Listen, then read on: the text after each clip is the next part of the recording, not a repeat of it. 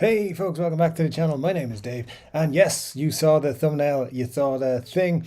We're talking about the Joe Bonamassa Epiphone ES-335 from 1962. Well, the reissue is 1962. Thought I'd do a live video today just for the crack, see how it goes, because I just finished work, had a few things to do after that, and I was like, look, it's going to take me 2 or 3 hours to put a video together. Let's just go live, see what happens. So here we are. We're going to talk about it.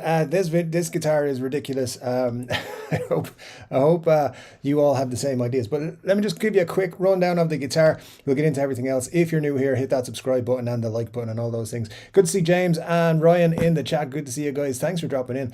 So let's have a quick look. It's a 1962 ES-335 from Epiphone, Joe Bonamassa signature. Of course, we've talked about this on the channel. I showed you pictures of this very early on in the process when Joe Bonamassa put them up himself. I was hoping these were going to be pretty cool. And I remember Joe Bonamassa putting up on his Instagram that they were going to be in or around $1,000. Yeah, they're much higher than that. But what you're getting for your money, Indian Laurel fretboard with the small block inlays, the Maestro Vibrola, which is appealing to some people. Gibson burst bookers 2 and 3. Always good to see the Gibson burst bookers included in Epiphone signature models, which they should be. It is a 5-ply maple construction all around. You've got a maple center block, of course, the invaluable COA that comes with the guitar, and a hard shell case which has Bonamassa's logos and all sorts of stuff all over it. That is going to set you back $1,299 and if you're in Europe, you're going to pay 1,250 euros, which, if you ask me, is a huge amount of money to pay for an Epiphone ES-335. Yes, it's pretty cool looking. Yes, it looks nice. Does Joe Bonamassa attract you to spend nearly €1,000 more than the standard Epiphone inspired by Gibson ES-335s? I don't think so. I really don't think so. This is all part of the plan, as I've been saying to you for months and months and months now. Epiphone pricing is going to go up. It's going to go up to about $1,400 to $1,500 altogether. That's going to be the top end of Epiphone. I think we'll see that next year. And Gibson pricing is going to start from there. So you're going to start seeing the end of like the tribute range being available at around about $1,000 from Gibson. You're going to see these Epiphones take over and be more expensive than their Gibson counterparts. So guys, let me know in the comment section if you're watching live what you think of that. I see James has said F that, and Ryan says lol, no thanks. Yeah, 100%. When I saw the price of these this morning, and I've been saying for a while that I was waiting to buy one of these when they came out. I'm a 335 fan. I like them. I like the look of them. I mean, a 345 would be better for my Marty McFly dreams, but these are still, I mean, this would have been close enough, I think, and it would have really fulfilled what I was looking for.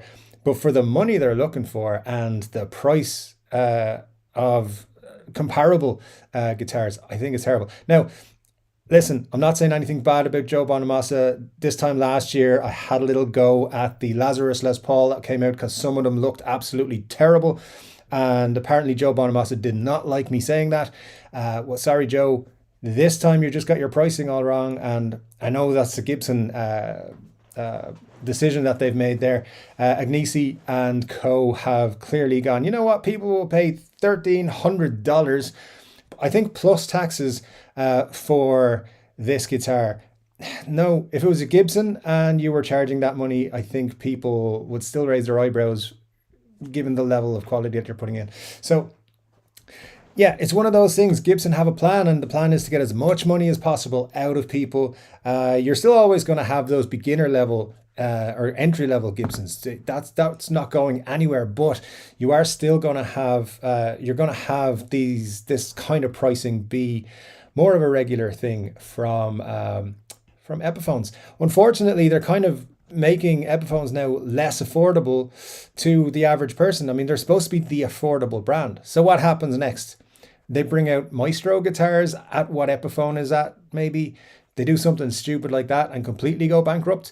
Yeah, I think it's absolutely nonsense. Ryan says, at least it doesn't have his name inlaid on the fretboard. Actually, You can get that version on Joe Bonamassa's website. I think it's only available on his website. I don't think it costs you any more money to have that if you want it. So yeah, it's definitely one of those things I would not go for. But if they want to put 3-chord Dave on it, I will definitely pick it up, even for that extra ridiculous price. William Alexander says, why not put 57 classics in a figured Epiphone ES? Yeah, save some money. Absolutely. I think you're spot on. You could even buy the burst bookers and put them into one of those guitars and buy a case, buy like a half decent case, and there you are, you're away. So yeah, it's definitely a crazy decision, I think, from Epiphone to put these prices out.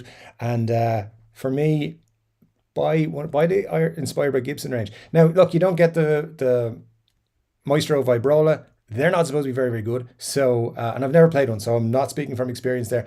But everyone I've spoken to about them on the SG has said, just avoid that model. It's not very good. So I definitely don't think it's worth the premium of, what is it? I mean, an Inspired by Gibson 335 is about 500, maybe 550.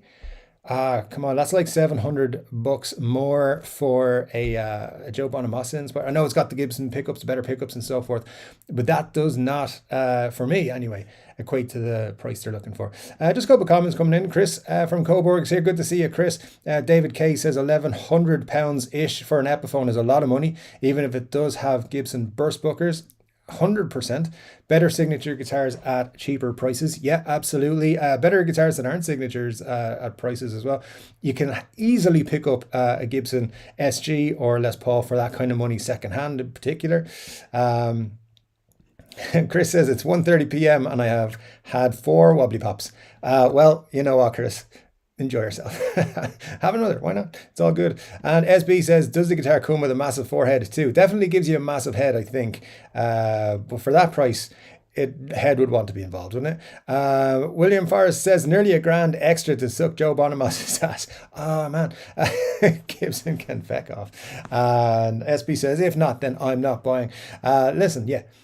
I'm not buying either. I think it's a ridiculous release from Gibson and Epiphone. I wonder where they got the pricing from. Are they just testing the market maybe to see the reaction? I'd be interested to see what my YouTube guitar creator colleagues come up with, whether people think this is great. I think you'll tell a lot about who's maybe receiving some benefits for saying that it's great, because I can't see anywhere where I will ever say that an Epiphone over $1,000 is a good deal. Brand new, at least. I mean, there are some limited editions that you will go for, like older guitars you can't pick up anymore. They are obviously ascend in value, but when it comes to a brand new release, $1,299. No, I'm not. That's not Epiphone money. That's Gibson money. It's Fender money. It's you're talking nonsense if you're looking for an Epiphone for that, I think. Just my own personal opinion, of course. Ryan says, I don't see much point in buying an Epi anymore unless it's basic LP standards. That's a very good point. Yeah, 100%. James Everett says, when's the 3-chord Dave signature green Les Paul with Shamrock on it come out? I'm all in on that one. Yes, indeed, that would be cool. Epiphone, call me. We can charge $1,500 for it or more. Chris says, sorry, how much is it? Chris, is €1,299 dollars, I should say. So quite a lot. And in Canadian money, of course, that's going to be a lot more, or a bit more, whatever it is. So there you go. Interesting pricing strategy from Epiphone there. Ryan says, nice, Chris. I don't have any sort of actual job. So, well, there you go. I mean, that'd be great. I started work this morning and then instantly checked the guitar websites and found the news that this guitar was there. Ruined my whole day. But anyway, then I came up with this plan to go on live and just to see how it goes. So we won't be staying on live too long, guys, as well. I want this just to be a video on the channel. We'll see how it goes from there. Michael Tresca's here. Good to see you, Michael. BB King Epiphone is only $949. A much better guitar, really. Honestly, swap out the pickups in that. Great guitar. I mean, look, these 335s probably fantastic. Take nothing away from them. They look really nice, and the specs and stuff is fine. Indian Laurel at that price point, I would have kind of expected Rosewood, but hey, you can't have everything, especially from Epiphone. Ryan says you can find the Gibson Dot for 335 for about 300 more used. Yeah, exactly. $300 more dollars. a Gibson 335. I think it's a better deal. David says I managed to bag a Joan Jett Signature Olympic for $349, which I was impressed with. It's basic and just changed tuners and sounds so good. Very cool. Yeah, Guitaristas did a great video on that guitar if you want to check it out if anyone hasn't seen it yet. Michael just bought a 12-string Epiphone acoustic for just under 300. Definitely worth the money. Very, very cool. I mean, under 300 for 12-string, that's a good deal. An SB saying, I saw yesterday the new Epis and they look insanely plastic. Not my taste, and $1,000 for an import. Only the PRS SE line can get away with that. Otherwise, a used Fender or Gibby is way better. And Chris has given us a Canadian price, $1,616.53, including taxes. Oh, plus tax. Well, that's a lot of money. Yeah, I agree with SB. The PRS SE line is probably the best import line. I would say Squire's done a pretty good job as well. But I do think Epiphone are doing what is called taking the piss with this release with the Joe Bonamassa ES-335 1962 thingy-me-bob. Anyway, Gibson, if you're out there, Epiphone, give us a comment. Tell us why you went with this crazy pricing strategy. We'd love to know. Joe Bonamassa, if you're watching, if somebody points you in the direction of this video, let us know what's going on. Maybe send us a sample. All of us who are in the chat, that'd be super cool. Anyway, guys, I'm going to get off live for now. Thanks for joining me for a really quick video. As you know, we'll be back for 3 Chord Dave live on Saturday, which happens at 10 p.m. So make sure you, if you're not watching live, leave a comment down below what you think of these guitars and the crazy pricing. And I'll see you on Saturday. And until then, guys, take care of yourselves, and I'll do the same myself.